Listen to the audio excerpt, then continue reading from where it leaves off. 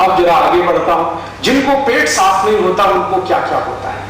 दुनिया की 103 बीमारियां उन्हीं को होती है, क्योंकि आयुर्वेद ये कहता है कि अगर आपकी आंतें साफ नहीं है, लार्ज इंटेस्टाइन और स्मॉल इंटेस्टाइन, बड़ी और छोटी आंत साफ नहीं है, तो बीमारियों का केंद्र आपके घर में ही है।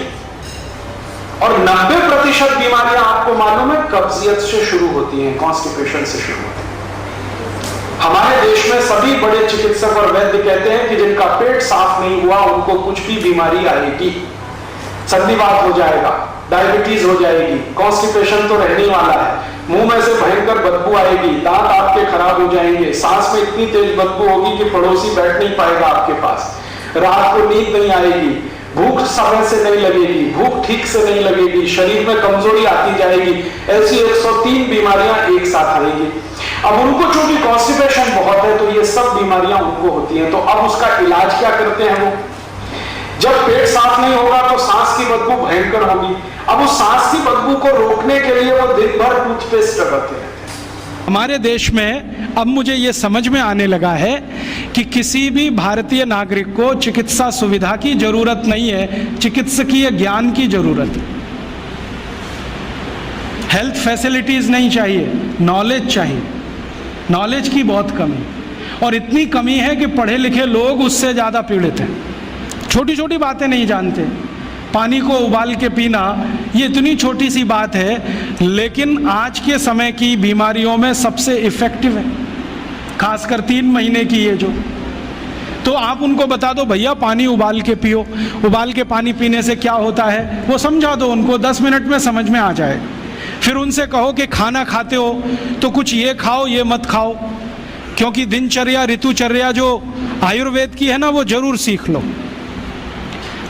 दिनचर्या और ऋतुचर्या जरूर सीखो, आयुर्वेद की बहुत आवश्यक है। और आपको मैं एक किताब का नाम बोल के जाता हूँ, इसको पढ़ो। भगवत गीता जैसे पढ़ी जाती है, रामचरितमानस जैसे पढ़ी जाती है, उस किताब का नाम है अष्टांग हृदय। इसका एक दूसरा नाम भी है अष्टांग संग्रह, पुराना नाम अष्टांग हृदय। ये किताब का जो स्वस्थ व्रत है ना, वो ऐसे पढ़ो जैसे आप धार्मिक पुस्तक पढ़ते हो, और उसको बार बार पढ़ो तो याद हो जाएगा, कंठस्थ हो जाएगा। उसमें 2000 सूत्र हैं। ये सूत्र लोगों को बताना शुरू कर दो।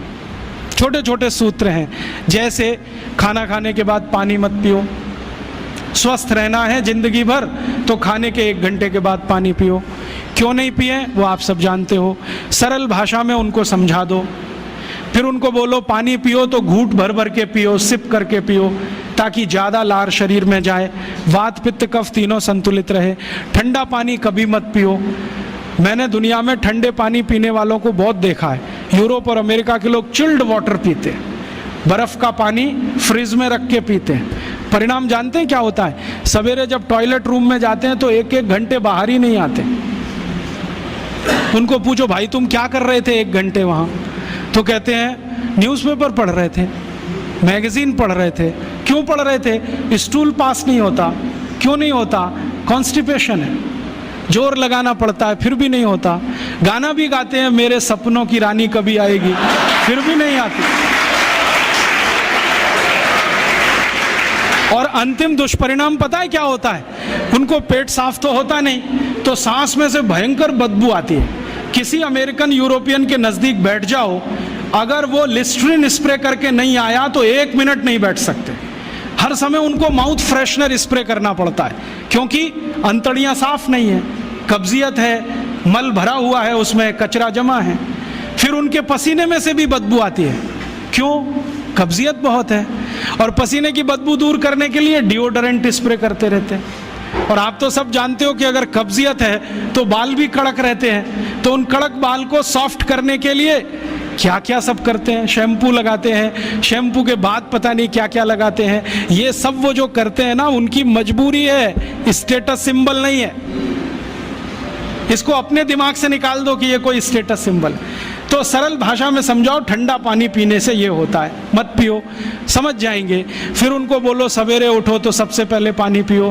फिर उनसे बोलो खाना खाओ तो बैठ के खाओ, कभी भी खाना खाओ तो पूर्व दिशा में मुंह करके खाओ, सो तो पूर्व दिशा में। ये अष्टांग हृदय में इतने अद्भुत छोटे छोटी बातें हैं तो संस्कृत में है, लेकिन अब तो उसका हिंदी भी आने लगा है। तो हिंदी ले लो, हिंदी वर्जन ले लो, इसको पढ़ो, बार बार पढ़ो, और ये जाके गांव में सबको बताओ। फिर उनको कहो देखो ये तो है स्वस्थ रहने के लिए, अब तुम बीमार पड़ो तो बताओ तुम्हारी बीमारी क्या है। ये बीमारी है तो ये दवा है, ये बीमारी है तो ये दवा है। और मेरा आपसे एक निवेदन जरूर है कि अगर आप होम्योपैथी से भी इलाज करो तो उसकी मूल दवा जरूर बता दो। उनको ये ग्रीक और रोमन नाम में मत फंसाओ। आप कहोगे जी मैं तो ऑसिमम दे रहा हूँ, ये उनको कहो ये तो तुलसी का रस है भैया, तुम्हारे घर में फूलों से बनी हुई है, आसानी से मिलती है, जयपुर में मिलती है, दिल्ली में मिलती है। भंडारी वालों को अक्सर ऑर्डर दे के रखो, हमको इतनी भेजो। उनको जो पता चल गया कि आप प्रचार के लिए कर रहे हो तो मुफ्त में भी दे देंगे आपको। तो इस तरह से आप गांव गांव जाओ, छोटे छोटे शिविर लगाओ, गांव वालों को इकट्ठा करो। गांव वाले बहुत दुखी हैं, शहर वाले भी दुखी हैं, वैसे तो वो दुखी हैं। इसका यही सबूत है कि रामदेव जी आए जयपुर में सवेरे 4 बजे तो सब लोग पहुंच जाते हैं वहाँ, पैसा भी देते हैं, समय भी देते हैं। और 4 बजे रामदेव जी कहें टांग ऊपर उठा लो तो उठा लेते हैं, कहें सिर नीचे कर दो तो कर लेते हैं, ऐसे कर लो तो कर लेते हैं। क्यों? परेशान है, दुखी है, शरीर उनका साथ नहीं दे रहा है। और इतने दुखी हैं कि रामदेव जी तो क्या, कोई टिम्बकटू आ जाए उसी के सामने वो आ जाएंगे, और वो दुनिया भर में घूम के आते हैं अपनी अपनी छोटी छोटी बीमारियां लेके। तो इन जो दुखी लोगों का थोड़ा थोड़ा आप मदद कर दो इलाज के रूप में, ये सब आपके भगत हो जाएंगे। और ये भगत हो जाएंगे तो कहो आप भी प्रचार करो इसका, वो भी करें, आप भी करो, तो ये इतना तेजी से मल्टीप्लाई करेगा कि 2-5 साल में एलोपैथी का बाजा बज जाएगा। और बजा देना है अपने को, हाँ, ये संकल्प लेके चलो कि इनका बाजा हमको बजाना है। मैं बहुत जल्दी एक टीवी चैनल शुरू करने जा रहा हूँ एलोपैथी का बाजा बजाने के लिए। इनकी सब पोल खोलनी है मुझे, हाँ, इनकी इतनी पोल हैं मेरे पास, कम से कम 1,500 से ज़्यादा डॉक्यूमेंट्स हैं जो एलोपैथी के गंदेपन को सिद्ध करने वाले हैं, इनकी निकृष्टता को सिद्ध करने वाले हैं। ये कितने अनसाइंटिफिक हैं वो बताने वाले हैं, कितने डॉगमेटिक हैं वो बताने वाले हैं। मेरे पास ऐसे बहुत इंटरव्यूज हैं बड़े बड़े डॉक्टरों के, वो कहते हैं कि हम कोई डायग्नोसिस नहीं करते, तीर मारते, लग गया तो ठीक, नहीं तो तुक्का। और वो कहते हैं हम तो एक ही सिद्धांत पे काम करते हैं, ट्रायल एंड एरर, देते जाओ गलतियां करते जाओ, देते जाओ गलती, भले मर जाए पेशेंट उसमें। हमारे पास तो कम से कम ये नहीं है ट्रायल एंड एरर वाला। हम तो जानते हैं कि तुलसी है तो उसके ये गुण हैं तो ये रिजल्ट आना ही चाहिए, मेथी है तो उसके ये गुण हैं तो ये रिजल्ट आना ही चाहिए। हमको सब मालूम है, फिक्स है, यहाँ वेरिएशन नहीं है। मेथी के जो रिजल्ट चरक ऋषि को मिले वो आज भी मिलते हैं, इसमें इतना सातत्य है, वेरिएशन कहीं भी नहीं है। तो जो विज्ञान में सातत्य होता है, सत्य ज्ञान वही होता है। तो हमारे पास जो सत्य ज्ञान है इसको लेकर आगे बढ़ें और इसके